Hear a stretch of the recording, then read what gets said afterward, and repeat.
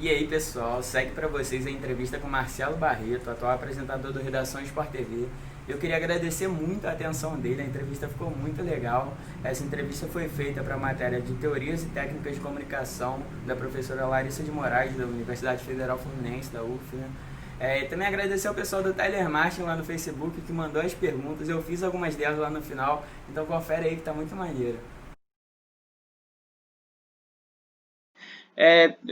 Que eu pesquisei da sua carreira, pelo que eu já acompanhava e tal, eu dei uma pesquisada, você é de Bicas, né? Você fala muito de Juiz de Fora e tal, é ali próximo, e, e você estudou na PUC Minas. O que te levou a escolher o jornalismo e quando você entrou na PUC, quando você foi prestar vestibular, você já sabia que você iria para o jornalismo esportivo ou foi algo que a própria faculdade te Não, levou? são dois momentos bem diferentes. Eu sempre soube que ia fazer jornalismo. Eu sou do tipo que fazia jornalzinho da escola. Na minha época se chamava terceiro ano primário. Meu pai tinha máquina de escrever, que ele era funcionário público, então eu gostava de datilografar. Fazia, naquele tempo, tinha uma coisa chamada mimeógrafo. É. Era uma folha tipo, tinha tipo um carbono assim por baixo, cheio de álcool.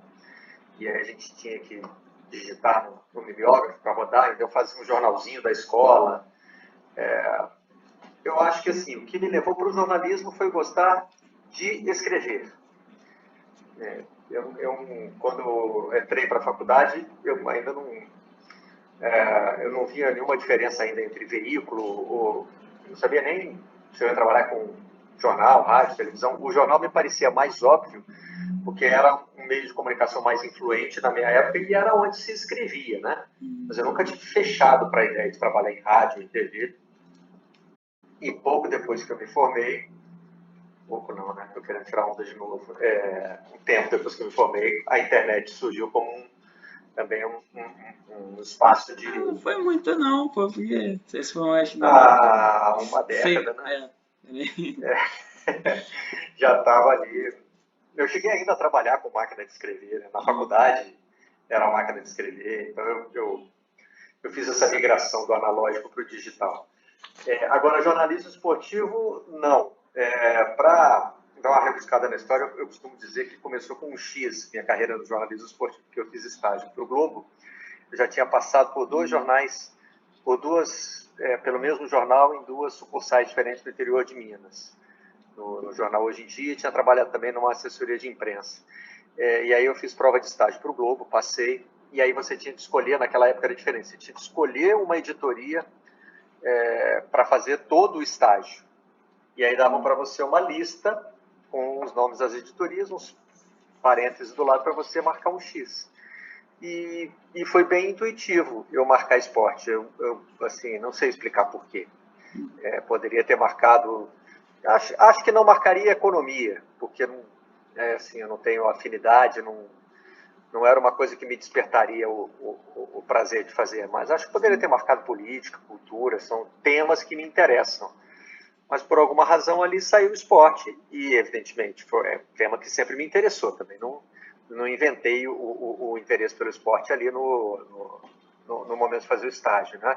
Já gostava, já acompanhava, mas foi meio intuitivo, assim, a área em que você quer fazer o estágio. Aí, sei lá, pô, eu olhei para pareceu, né? o esporte olhou para mim Pô, ali, pá, meti aquele X e, tirando uma breve passagem pelo segundo caderno, como prestador de serviço, logo depois que eu completei o estágio, minha carreira foi toda no esporte, só com o esporte.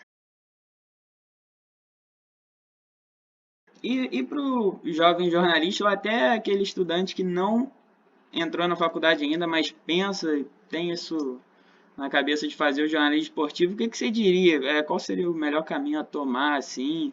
Como se preparar dentro da faculdade? O que você fez, assim, para se, pelo menos, tornar um profissional, não pronto, mas que consiga entrar no mercado de trabalho e ter sucesso? Eu tive muita sorte nesse sentido, porque eu caí numa editoria de esportes que tinha muita gente boa, né? Então, para mim ali foi um laboratório, né? Eu aprendi muito. O meu chefe de reportagem era o Lédio Carmona, com quem eu trabalho até hoje. Aí eu trabalhei com referências minhas, como César Seabra, Tadeu Aguiar, Álvaro Oliveira Filho. trabalhei com muita gente boa, então isso involuntariamente foi o meu, né, foi o meu mestrado para entrar na profissão. O que eu costumo dizer, assim, é cada vez mais difícil dizer qual é o melhor caminho, né? Principalmente numa área que muda tanto como a nossa e que está mudando tão profundamente, né? O jornalismo hoje é uma indústria em transformação, né? Indústria no sentido figurado, né? O nosso ofício está em transformação, principalmente com o advento das redes sociais, com o avanço da internet. Assim, só o que eu costumo sempre dizer, e que ficou muito claro para mim desde o início, é que não se pode entrar no jornalismo esportivo achando que se vai viver numa ilha, né? Que você vai trabalhar só com esporte, que aquilo ali porque o esporte é entretenimento, é diversão, mas ele está interrelacionado com várias outras áreas da sociedade. Então, dentro do esporte, você vai tratar... É claro que assim, você não vai se especializar nessas coisas, mas em algum momento você vai ter uma interseção com o direito, com a economia, com a política, com a medicina, e você vai tratar de temas sociais. Hoje se trata cada vez mais disso, né? Você vai falar de racismo, vai falar de homofobia, vai falar de machismo, vai falar de xenofobia. Então, o esporte te permite muitas interseções. De novo, você não precisa se tornar especialista em todos esses assuntos, até porque ninguém conhece, né? Mas o esporte vai estar sempre te desafiando nesse sentido. Seja a não falar besteira sobre medicina quando você vai tratar de um caso de doping, por exemplo, né? Seja desafiando o seu posicionamento ético quando você vai falar de racismo ou de homofobia dentro do esporte. Então, se você não estiver conectado com outras áreas da sociedade, eu até acho que você tem como sobreviver dentro do jornalismo esportivo, mas de uma forma muito limitada, né? Eu acho que você vai ser um profissional pior.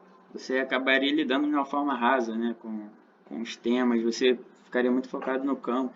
E você, por exemplo, como apresentador, principalmente, tem que ter uma visão de outros campos também, né? Algo assim. Acho que para mim isso foi até bom, assim, né? Essa minha transformação em apresentador, que também não foi uma coisa que eu escolhi, ela aconteceu de uma forma meio imprevista, mas ela me livra um pouco de ser... Tem algumas características que eu não tive ao longo da profissão. Eu nunca fui um repórter brilhante, aquele que descobre as coisas, que tem faro de notícia, que cultiva fontes. Essa nunca foi a minha maior habilidade. Durante toda a minha carreira eu desenvolvi esse meu gosto pela escrita, né? O prazer de narrar, de contar uma história foi sempre o que mais me motivou. Eu acho que eu fui melhor editor do que repórter, por exemplo, trabalhando em jornal.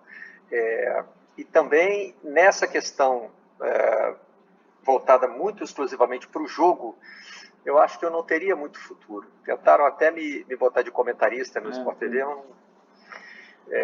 Eu acho que assim, eu tenho mais prazer em fazer essas inter-relações, em sair do campo e procurar ligações com outras áreas da vida, do cotidiano, da sociedade. Isso me agrada mais, é uma característica minha. Até assim, eu acho que você pode encontrar um caminho dentro do jornalismo esportivo para falar só de... No nosso jargão se fala campo e bola, né? Para falar só de campo e bola. Eu acho que existe, você pode encontrar um caminho, mas vai ser uma experiência muito mais limitada. Você passou por alguns veículos, né? Foi o Jornal Globo, Lance, e no Sport TV você foi correspondente por 2 anos, né? Na Inglaterra. E como é que foi essa experiência? Você escolheu ser correspondente ou te mandaram? Essa eu posso dizer que escolhi. Foi um movimento na minha carreira que eu fiz. A gente teve uma mudança de chefia. Eu comecei no Grupo Globo, levado por um diretor que primeiro me indicou para um portal no qual trabalhei, mas que fechou pouco tempo depois. E aí ele conseguiu me aproveitar dentro da Globo. Comecei lá como editor, depois passei a repórter. E ele foi transferido para o Sport TV pouco tempo depois e me levou junto. Primeiro para ser chefe de reportagem, chefe de produção, na verdade. E aí depois é que eu comecei a fazer vídeo no Sport TV e eu tinha uma relação muito, muito próxima, né? Eu posso dizer que esse foi o cara que me inventou na televisão. Foi a ele que eu pedi para fazer um teste de vídeo, ele permitiu, foi ele que achou que eu poderia funcionar primeiro como debatedor e depois como apresentador nos programas do Sport TV, então eu devo tudo a esse chefe, que é o Emanuel Castro. E ele saiu e assumiu o outro chefe e eu fui conversar com ele. Eu disse, olha, queria saber o que você pensa aí, em que você pensa em aproveitar. E aí ele abriu a conversa a sugestões, o que você gostaria de fazer. Aí foi a ideia que me ocorreu na hora. Eu falei, olha, a experiência que eu ainda não tive na carreira foi morar fora do Brasil como profissional, como jornalista. Eu já tinha morado fora do Brasil como estudante. Já era formado, tinha passado 6 anos no Globo, e aí comecei a procurar um curso para fazer e achei alguns cursos interessantes no exterior e fui aprovado num curso da Universidade de Michigan.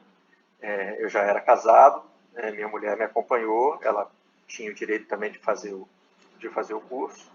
Então tinha sido uma experiência muito rica, uma experiência que a gente gostaria de repetir, tanto eu quanto ela, e que a gente gostaria de repetir com os filhos, que os dois já eram nascidos naquela época. E eu joguei essa no mesa, falei, olha, uma coisa que eu gostaria um dia era de trabalhar no exterior. E aí ele falou, olha, eu estou pensando em criar aqui a posição de correspondente. Você toparia? Eu falei, sim, toparia. E aí ele perguntou para onde você gostaria de ir. Eu falei, as próximas Olimpíadas são em Londres. Então, para mim seria o lugar ideal. Deu certo. Como se diz no futebol, né? Quem se desloca recebe, quem pede tem preferência, né? Sim. Foi o que aconteceu. E aí você já estava consolidado, você já estava apresentando redação há alguns anos, foi uma virada, assim, uma mudança brusca, assim, de rumo na carreira. Foi uma mudança brusca e uma mudança boa, porque me tirou da zona do conforto, né? Eu tive que voltar a fazer reportagem, que foi uma coisa que eu fiz pouco em televisão. Eu fiz... Porque a minha trajetória na televisão começa na Globo, sendo reaproveitado desse portal que fechou, né? O Portal do Esporte. Eu era o editor-chefe desse portal, a Globo decidiu não continuar com o projeto, muito pouco tempo depois do lançamento, e conseguiu reaproveitar poucas pessoas, eu fui uma delas, e eu comecei como editor de texto, trabalhando no núcleo da Copa do Mundo. Como o meu contrato estava para acabar, eu mesmo pedi para fazer um teste de vídeo, porque eu achava que eu tinha que abrir os caminhos para continuar, né? E aí apareceu uma vaga para a Copa, eu fui contratado, e fiquei 6 meses, mas sem avançar muito. Chegou até um momento em que decidiram me tirar do ar, porque acharam que eu não estava pronto. E aí esse meu chefe me levou para trabalhar no Sport TV. Quer dizer, então eu não tive um desenvolvimento na Globo como repórter. Né? Então, para mim foi um desafio foi voltar a fazer buscar algo que eu tinha aquele desafio que você não tinha dado sequência, né? Eu tinha treinado pouco para fazer aquilo.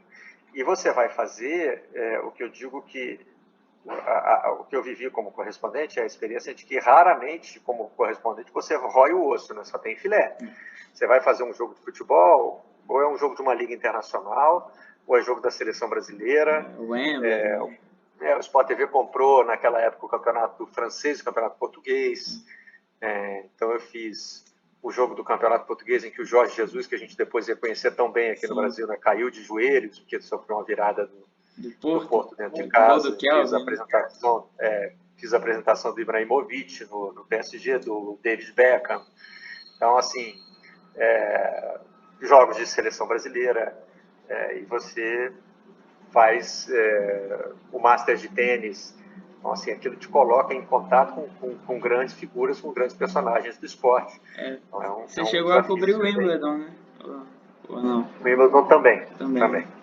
Aliás, acho que foi um pouquinho antes de eu mudar, eu já estava em Wimbledon. Foi uma das primeiras pautas que eu tive lá. Então, assim, isso te coloca sempre diante de personagens importantes. Então, você também tem que entregar um trabalho à altura, né? Então, foi um desafio bem interessante.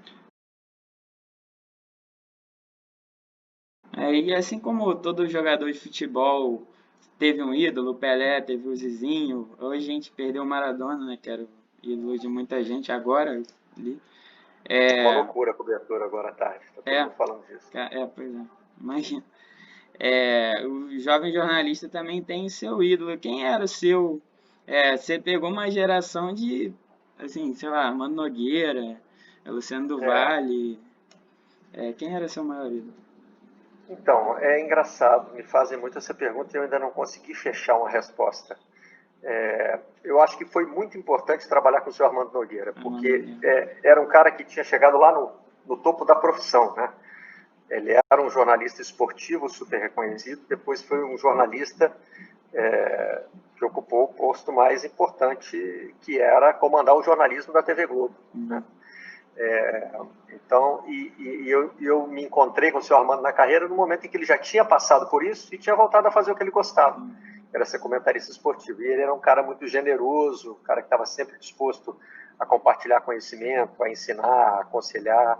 Então ele foi um cara muito importante. Mas eu acho que eu nunca tive uma pessoa assim em quem eu me mirei, porque tem Sim. tanta gente boa, né? Eu trabalhei com o Marcos Uchoa, com o Tino Marcos, então assim, são referências da reportagem. Eu comecei a ser apresentador olhando o Luiz Roberto trabalhar, então assim, eu nunca tinha me Que preparado legal. para ser apresentador. Eu comecei meio intuitivamente, mas o apresentador do programa era ele, então assim, era um cara Uhum. em quem eu podia me mirar. Então, é o que eu te digo, desde o começo eu sempre tive muito boas referências, assim, sempre tive muitas pessoas boas em quem me espelhar. Então, eu acho que É. seria até injusto escolher uma Sim, pessoa sim. só. Pois é. Mas, assim, ter trabalhado do lado de um cara como o Armando Nogueira, que chegou até onde ele chegou na profissão, isso Imagino, né? é realmente muito E especial. você ficava muito próximo, né? Que ele ia na redação, pelo que eu me lembro, ele no antigo Era Arena, Sport TV de tarde, ele sempre estava lá. Estava na Então, redação. Ele ia o Arena também de vez em quando, né? Segurava no braço da gente, assim, para interromper, para falar alguma coisa. Levava a gente para almoçar depois. é mesmo. Pô, Era um deve ter sido cara uma experiência, assim, absurda, muito, né? muito especial. Pelo que eu percebi também, você não é muito afeito às redes sociais, a esse novo modelo de fazer Hum, jornalismo no Twitter, assim. É, por que disso? Não é um gosto pessoal seu? Não, você acha que não vai te agregar em nada, talvez na carreira? é uma Esse mistura de contato algumas com o público, coisas. assim, é mais É uma próximo. mistura de algumas coisas. Primeiro, bom, não sei o que vem primeiro, mas assim, vamos lá. Quais são essas coisas? Eu já estive em redes sociais, já criei perfis de todas essas redes sociais aí e não curti a experiência. Eu tenho um estômago meio fraco e acho que tem uma liberdade muito grande de um lado só, né? Eu tive algumas interações que eu considerava muito desequilibradas, em que a pessoa entra podendo falar o que quer e eu, ali naquele caso, como estava também representando um veículo de comunicação, como tinha uma imagem, Sim, considero pública, né? Mas enfim, uma imagem. ali é o seu perfil pessoal, mas você ainda responde pelo Grupo Globo, né? Então, Exatamente. Então, assim, a responsabilidade fica toda do seu lado. Eu não acho que esse é um diálogo equilibrado, né? E ainda por cima envolvendo o esporte, o futebol em particular, né? Que mobiliza muito a paixão das pessoas, pois é. eu achava muito desgastante. Tenho dúvidas também sobre a forma como o jornalista contratado por uma empresa de comunicação utiliza as redes sociais como veículo de divulgação. Acho até que as próprias empresas são lenientes com relação a isso, mas eu ainda tenho uma visão conservadora. Eu Aham. acho que as redes sociais são veículos de comunicação. A relação parece meio simbiótica, mas eu acho ela muito complexa e não muito bem trabalhada. E acho que tem uma leniência dos veículos que eles entendem que os seus jornalistas estarem nas redes sociais Sim. ajuda na divulgação do próprio material. Acho isso tudo muito confuso, não acho isso muito bem parado, então foi mais um motivo para me afastar. Mas, na verdade, eu não chego ao ponto, ao exagero de achar que você deve desprezar ou pode desprezar as redes sociais na sociedade de hoje, né? Aham. Eu tenho contas nas quais eu não uso o meu nome, mas eu acesso informação via rede social. Sim. E por um veículo oficial, como é o Twitter do Sport TV, por exemplo, eu trago a opinião das pessoas para dentro do programa. Então não é assim, eu não estou isolado do mundo, até hoje em dia não é possível fazer isso. Né? Hoje, com a velocidade da informação, você vê muito pela mídia social, né? Acho que... A minha geração, eu acho que ela foi pega no meio do caminho, assim, foi pega meio de surpresa. A sua geração já nasce com as redes sociais fazendo parte da vida. Então, você já tem uma relação com a rede social que é anterior à profissão. A minha teve que aprender a usar as redes sociais no exercício da profissão. E eu acho que muita gente usou de forma, posso dizer de forma errada, né? Não sou juiz do mundo, mas assim, não é a forma que eu acho a mais adequada. Então, por isso eu preferi exercer a cautela. Sim, talvez o ódio gratuito, ou o julgamento desse... Você falou que é desequilibrado, né, a relação entre o jornalista no Twitter, por exemplo, e o público. Talvez esses julgamentos foi o que te afastou das redes sociais? Um dos fatores. Eu acho bom registrar também que essa relação era desequilibrada para o lado errado, né? O jornalista tinha muito poder no que se refere à informação, né? A última palavra era sempre a nossa. Você podia eventualmente receber uma carta na redação. Antes das redes sociais. Sim, claro. E você não tinha essa aproximação, então você não podia ouvir o que o público ia falar, a não ser por e-mail. E eu acho que eu sou otimista, eu acho que ela tende ao equilíbrio. E acho que em algum momento a gente vai se encontrar lá na frente. Mas é uma avaliação pessoal também. Eu achei que, para mim, a exposição pessoal na rede social não valia a pena. Foi uma experiência que você... A experiência não foi boa e, assim, eu acredito que eu consigo trazer os benefícios da rede social como ferramenta de apuração, por exemplo, como ferramenta de informação, sem estar presente. Sem botar a cara a tapa lá toda hora. Isso. Um saco, né? Com a minha pessoa jurídica, entre aspas. Pois é. E como não dá para separar da pessoa física, né? Não dá. Então não tem jeito. Se a pessoa física tweetar um negócio lá, a pessoa jurídica vai responder, né? E acho justo. Pode responder. Acho justo que seja assim, porque no universo das redes sociais, se eu sou o Marcelo Barreto do Sport TV, eu atraio um número de seguidores que eu não vou atrair sendo só o Marcelo Barreto. Sim. Então, eu acho que ainda é preciso encontrar esse equilíbrio. Eu não soube fazer, acho que outras pessoas sabem, ou lidam bem com os problemas que isso traz, e no meu caso... Inclusive, muitos colegas seus já passaram por situações de julgamento em massa, Sim, mas eles acreditam que sem eles terem cometido algum erro, né? Foi simplesmente por uma opinião. Mas eles acham que o resultado final vale a pena, que é um sacrifício que é válido. Eu prefiro perder de outro lado. A vida é sempre um perde-ganha, né? Você decide onde você vai perder para poder ganhar alguma coisa.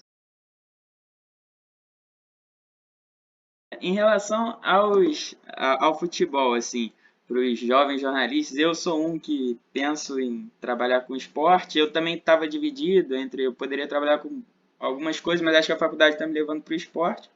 Que bom, que é algo que eu gosto.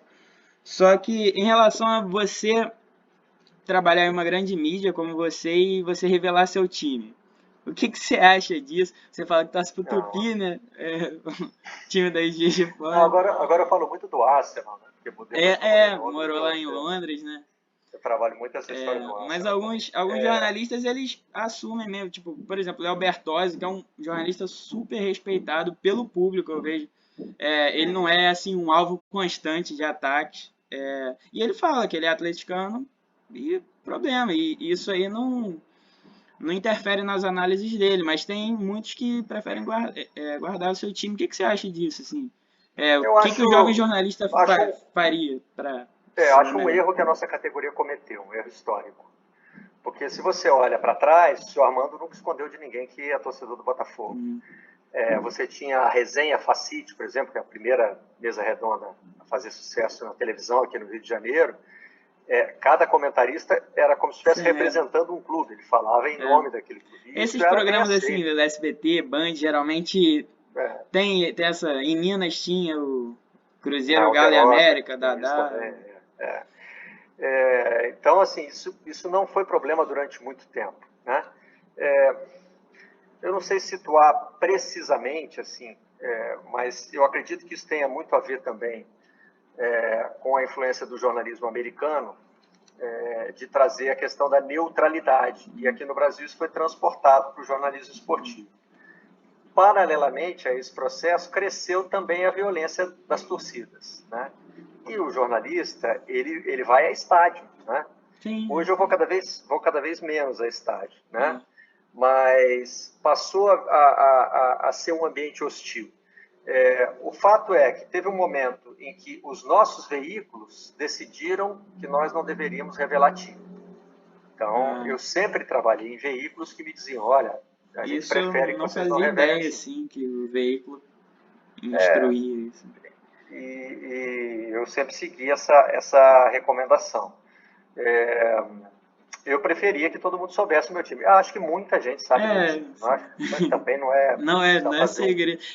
Pô, tem, você bota no Google time do jornalista esportivo, tem de todo. Isso. Já fizeram várias É, revistas, já fizeram os sites, enfim. Eu não acho que seja um problema. Eu levo meu filho ao Maracanã, pouco, mas levo.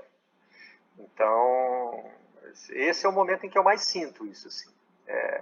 Na minha vida pessoal, até hoje não tinha me incomodado, não, porque quando eu queria ir a jogo, eu ia, mas ia na área de imprensa, você perde a sim. arquibancada, Pô, velho. né? Perde a experiência de arquibancada. Mas aí são ossos do ofício, isso acontece, né? Mas o que que Mas você acha pro jornalista jovem? Ele assume ou não? Ou se eu acho que se resguarda? vocês, não, se vocês conseguirem dar essa virada, vai ser melhor para todo Pô, mundo. Eu acho que é melhor para o eu jornalista, é melhor para o clube. adoraria. A gente não sabe em que área vai trabalhar, às vezes trabalha num veículo do próprio time, alguma coisa assim, mas. Eu tenho mais de um colega que tem tatuagem do time. Mas que, como é tá, que você vai fazer? que tá escondido, né? Debaixo Tem que da. esconder, né? Vai Você só de foi manga torcedor um longa. dia, entendeu? Mas aí, assim, porque eu acho que hoje também a rede social criou um clima de patrulha, É, né? Porque aí um cara desse que tem tatuagem de time, um dia vai à praia, o cara tem direito de ir à praia, é. né? O dia que puder de novo ir à praia, o cara vai lá, Eu, tomar um sol e aparece a tatuagem. Aí vem alguém, faz uma foto da tatuagem e aquilo vira uma denúncia. sim. E você Entendeu? Eu acha que acho isso que tá não dando é uma denúncia virada, isso. assim, com a inserção cada vez mais? Sempre houve jogadores, ex-jogadores como comentaristas, mas, por exemplo, o Pedrinho, ele fala, ele trata a parte técnica do futebol de forma brilhante, assim, ele sabe se Eu comunicar muito bem. acho E que esse ele é um é problema também que notoriamente vascaíno, e ele não é um alvo, assim, não, assim como o Júnior, que é assim como o identificado ao Júnior, Flamengo. assim. É o que o jogador de futebol não tem mesmo como esconder. Mas eu acho que esse é um problema que a rede social vai resolver. É, Porque hoje, como as pessoas estão na rede social desde cedo, é impossível não ter na rede social de uma pessoa que está chegando à profissão agora um indício de qual time é o é preferido dele. verdade. Pega foto Entendeu? da adolescência e ferrou, né? Essa denúncia vai perder a graça, É, entendeu? que bom. Todo mundo vai saber Um bom mesmo. Então, sinal, né? eu acho que vocês deviam aproveitar isso e fazer essa virada, porque no fim das contas é chato esconder time. Assim, acho Foi que legal, cara. não Tomara. agrega em nada. Acho que não, eu acho que eu não perderia nada Se se eu você. tratasse abertamente de É, qual é o meu time. sim. Porque assim, quem tem que confiar em mim vai confiar, Hum. sabendo ou não sabendo o time da minha preferência. Então, Eu anunciei num grupo que eu faço parte do Facebook, que é de pessoas da minha idade, até mais jovens, muitos cursando jornalismo, e alguns. É um grupo sobre futebol. E alguns jovens de 15, 16 anos que pensam em cursar. E eu falei que eu faria uma entrevista com você e pedi para eles mandarem algumas perguntas para eu fazer um jogo rápido assim no final. E cara, pronto, teve não sou muita filho do Didi. pergunta, teve umas Já pode, 40. já pode derrubar essa aí. Não sou filho do Didi, não sou filho do Renato Aragão. Eu acho que teve até uma coisa assim, mas obviamente eu não ia perguntar isso. Mas aí eu separei algumas aqui. Vamos lá. É, se você... Vamos lá, o Humberto Didini, ele perguntou como é que é lidar com tantas críticas, às vezes o ódio desnecessário em algumas opiniões. Eu sei que você está um pouco blindado a isso por não estar tipo, ter uma conta aberta ali sua, mas mesmo assim, de vez em quando acontece de algum comentário seu gerar um ataque Tipo, de alguma O Flamengo torcida. é a Tem Inglaterra da essa Libertadores. pergunta, ela vai entrar ainda. É, eu acho que quem trabalha em qualquer profissão que tem visibilidade tem que estar preparado para isso. Vai acontecer, né? E acho muito angustiante você querer que todas as pessoas entendam exatamente o que você quis falar. Não tem jeito. Por mais que você O que seja você, preparado para passar sua ideia, não dá. Né? o que você fala vai ser interpretado com o filtro de quem ouve, né? Se quem te ouve é uma pessoa preconceituosa, ela vai entender com preconceito. Se quem te ouve é uma pessoa mais aberta, ela talvez pare um pouquinho para pensar. Eu acho que isso não tem jeito. E no nosso caso, no caso do jornalista, eu acho até que é justo, né? Porque a gente está sempre avaliando o trabalho do jogador de futebol, do treinador, do presidente de clube. Então, por que a gente ia querer que o nosso trabalho não fosse avaliado, né? Sim. Eu acho que Então, quem está na chuva tem é para se que... molhar. Eu só não gosto da experiência muito repetitiva que as redes sociais trazem de você ficar retroalimentando aquelas críticas, entendeu? E é Até algo porque também ali que você você tem não. uma carreira longa, acho que você deve se acostumar, né? Porque você tá com a cara na televisão todo dia e as pessoas... E você, naquela avalanche que é a rede social, você não consegue filtrar quem é que está realmente irritado com você, quem é que está só tirando o É, tem... quem está falando por falar. Então é isso que eu acho complicado, não tem o que fazer. Aí, só antes de fazer a próxima pergunta, eu queria só falar que tiveram muitas pessoas que também falaram que seria uma experiência ótima, assim, que também tem você como referência. É um grupo de esporte que rola confusão, é coisa de jovem, de maluco, clubista mesmo. E foi muito legal o feedback que deram em relação a você. Pô, eu acho que talvez você gostasse de ver, assim, o que disseram. Tem a piada do É, Didi, mas é uma só, é, entre 40.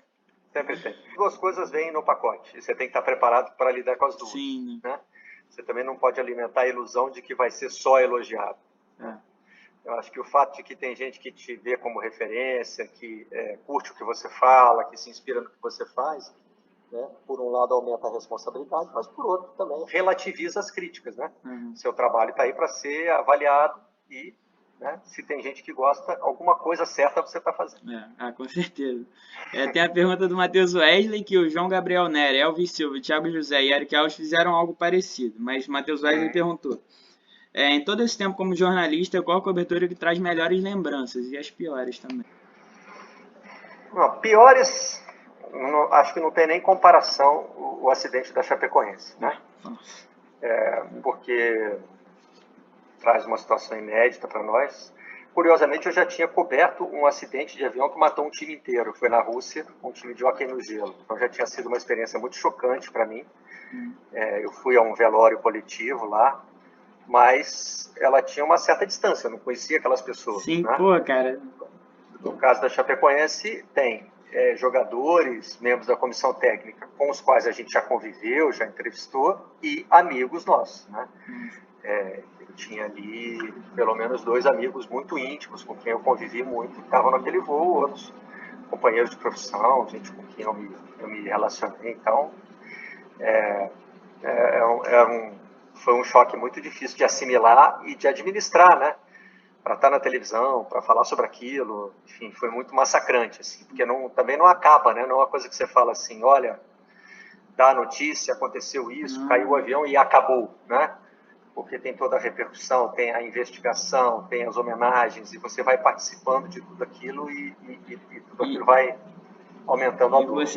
E você tá inserido no meio esportivo, você viu, sei lá, vamos botar um nome, o Kleber Santana começar, e você já falou com ele alguma vez, não sei. E os próprios amigos, né, da Fox, até do Grupo Globo. Nossa, imagina, deve ter sido... Aquela foi, sem dúvida, a mais difícil. Agora, a melhor, assim, é mais difícil, porque a gente faz muitas coberturas legais. Eu acho que a gente é meio que nem o atleta, né? A gente quer chegar no topo, e o topo são as grandes competições. Então, eu acho que se eu tivesse que escolher uma só de todas, eu ficaria com a Olimpíada do Rio. Do Rio, achei que Porque, você ia falar de Londres. porque eu gosto muito de Olimpíada, a cobertura é super diversificada. A gente estava no estúdio em frente ao Parque Olímpico. Na Copa do Mundo eu fiquei num estúdio muito legal, mas afastado. Ficava lá na ilha fiscal, né? Não estava no centro dos acontecimentos. Eu olhava lá de cima e via as pessoas passando ali e achava aquilo tudo muito bonito. E a minha mulher trabalhou nos Jogos Olímpicos e eu pude ver alguns eventos com os meus filhos. Então, legal, ali juntou tudo, então eu ficaria com essa. Pô, maneiro. Você chegou a participar daquele programa que eu não lembro que era com Canavaro, com Mataus? Não, esse que fazia era o Rizek. Era o Rizek. Pô, que legal. Tanto na Copa quanto na Olimpíada ele fez esse programa. Ah, teve o cubano do salto, esqueci o nome. Na Copa eu fiz o Seleção, que era o programa com os jornalistas do canal. E na Olimpíada eu fiquei no Sport TV 4, né, que era o canal de jornalismo 24 horas. Tem a do Célio Vinícius aqui. Qual a melhor dica para o jornalista jovem, que eu já perguntei, mas ele perguntou assim, você poderia traçar essa análise falando o que o Marcelo Barreto de hoje falaria para o jovem Marcelo? O que você falaria assim, para você na faculdade, que você poderia mudar ou nada? Boa pergunta. Pô, muito maneiro. Todo jornalista tem a tentação de dizer que diria para o jovem Marcelo Barreto não fazer jornalismo, sair dessa enquanto tempo, não sei o quê, porque a profissão tem seus sacrifícios, né? Raramente vai te transformar num cara rico, você vai trabalhar muitos fins de semana, mas eu acho que é o contrário, eu diria, cara, vai nessa, porque quem se envolve com o jornalismo esportivo vai trabalhar com algo que é apaixonante, né? É apaixonante para as outras pessoas e é apaixonante para ela mesma, então acho que tem muita partilha, né? Eu acho que tem muito desentendimento, né? Tem momentos que as pessoas ficam com raiva do que você fala e tal, mas também tem muita, em momentos como esse, assim, um momento como os Jogos Olímpicos, por exemplo, você está celebrando algo que muita gente gosta, assim como você gosta. Então, eu diria eu só acho, assim, ao longo da minha carreira, mas isso talvez tenha a ver com o tempo que eu vivi, né? Eu não sei como é que vai ser o tempo que vocês vão viver, se ele a sensação que dá é que ele vai ser ainda mais transformador, mas vocês têm uma formação diferente da minha, né? Eu roubo uma frase da minha mulher, que até José, que ela disse que a nossa geração nasceu analógica e teve que aprender a ser digital. Então, a gente teve muitos desafios de tecnologia, de linguagem, coisas que afetaram a nossa forma de trabalhar. Você acha que seria melhor se preparar mais nisso, para você ter uma Talvez transição mais fácil? Barreto, fica ligado, porque não vai ser desse jeito que você está vendo agora. Vai mudar tudo. Mas eu acho que a sua geração não precisa desse conselho, né? Porque vocês já estão vendo o mundo mudar numa velocidade. Acho que vocês mesmos não conseguem imaginar que daqui a 10 anos o jornalismo vai ser o que é hoje. Sim. Eu trabalhei numa época que vendia mais a sensação da estabilidade, né? Quando eu comecei a trabalhar, os jornais eram os grandes veículos, a televisão era uma mídia muito especializada, a internet ainda não tinha chegado, o rádio parecia meio em decadência e, cara, tudo isso mudou, essas coisas mudaram de lugar, a forma de fazer cada coisa mudou. Hoje tem um jeito de fazer jornalismo que eu não domino, que é o jornalismo de redes sociais. Eu não sei fazer, porque eu não escolhi esse caminho. Então, sabe, eu até tive blog já, talvez eu conseguisse ainda sustentar um blog, mas eu não sei como é que eu me comportaria como youtuber, por exemplo. Eu não sei qual é a minha linguagem de youtuber. E se ela vai se comunicar com as pessoas. Eu acho que isso para o jovem jornalista, não sei, eu acho que até para um pessoal um pouco mais novo que eu já fiz uma outra faculdade antes, só que para o jovem jornalista, acho que esse é para grande parte que vai entrar, principalmente no esportivo, é um objetivo, assim, porque o YouTube ele te dá rentabilidade, ele te dá um público. Pois é. Vocês já dominam a linguagem hoje eu só vejo meus filhos, né? Vejo meus filhos no TikTok, por exemplo. Cara, aquilo para mim é outro mundo. Não é questão de ser outra linguagem. Ali é outro mundo. Então, eu para o jovem Marcelo Barreto diria isso. Fica atento, porque vai mudar muito. Mas não sei se eu preciso dizer isso para vocês já sabem. Pois é. Eu ainda apanho um pouco, porque, por exemplo, edição tal, sou zero, para conseguir estágio tem que ter. Mas pelo menos eu já tô ligado. Aí tem a pergunta aqui do Bruno Siqueira, né? Provavelmente um flamenguista, que é aquela. Qual é a Tá. seleção o Flamengo seria na Copa Libertadores? Porque antes de conquistar a segunda, o rubro-negro Hoje, era a Inglaterra da competição. então, eu tava É a pensando em Inglaterra na promover Copa, né? O Flamengo à França da Libertadores. É, 2 Duas títulos, né? conquistas em épocas Uma diferentes, com geração clubes boa. diferentes, gerações, né? Que você não pode comparar, mas que, né, que tiveram muito talento.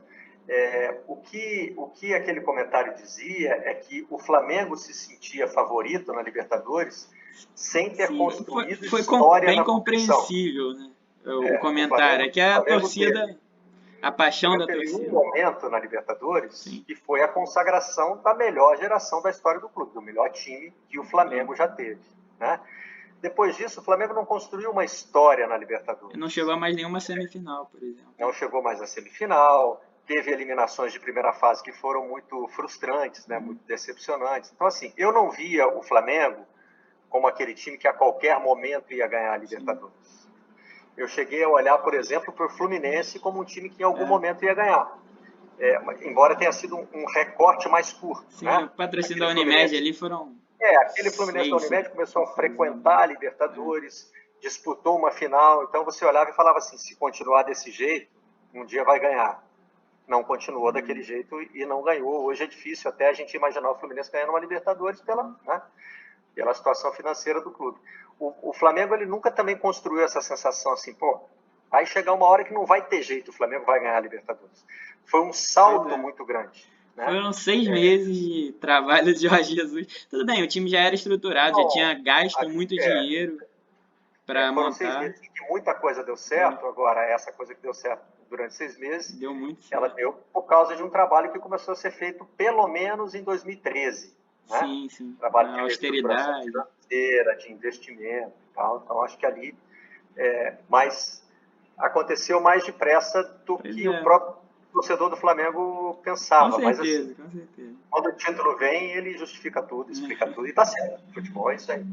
Pô, e é isso, pô, brigadão pela entrevista. A gente já tá 40 minutos. É, pô, fiquei muito feliz aí por essa oportunidade. Isso aqui eu já vou cortar porque a professora falou pra gente não elogiar muito e tal, Mas já acabou. isso aí já acabou. Pô, brigadão. É um negócio Nada, obrigado por ter me escolhido. que Foi vai me um prazer. servir como experiência, né? Você que chegou até aqui, obrigado por assistir o vídeo até o final. Aproveita e dá o likezinho aí, se inscreve. É isso, valeu!